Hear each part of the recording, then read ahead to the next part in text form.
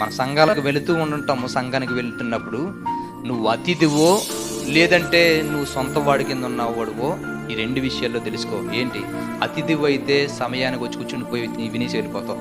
నువ్వు దేవుడు వాడువు కాదు. అది ఇది నాది, నా తండ్రి ఇల్లు అనుకు నువ్వు ఆలోచించుకున్నావు అనుకో, వచ్చిన వెంటనే నువ్వు చేసిన పనేటో జ్ఞాపకం తెచ్చుకుంటావు. ఏ పని చేస్తున్నాను, ఏదో ఒక బాధ్యత చేస్తే అది నీ సొంత ఇల్లు. సమయానికి వచ్చి కూర్చుని పోతూ మనం వెళ్ళిపోతున్నాం అనుకోండి, ఇది ఏమంటారు తెలుసా?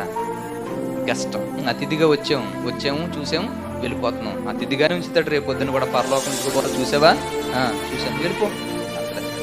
అతిథులు కాదు, ఇది మనం ఒక కుటుంబంలో సభ్యులు. మనం దాన్ని బట్టి ఆ రెస్పాన్సిబిలిటీని బట్టి మనం నేర్చుకుని నిలబడాలి.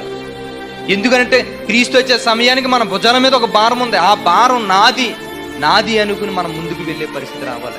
ఆయన వచ్చే సమయానికి ఈ పనులు ఎవరు నిమగ్నం అయిపోతూ ఉంటుంటాడో వాళ్ళు మాత్రమే ఆయన చేతుల్లో నిలబడతారు.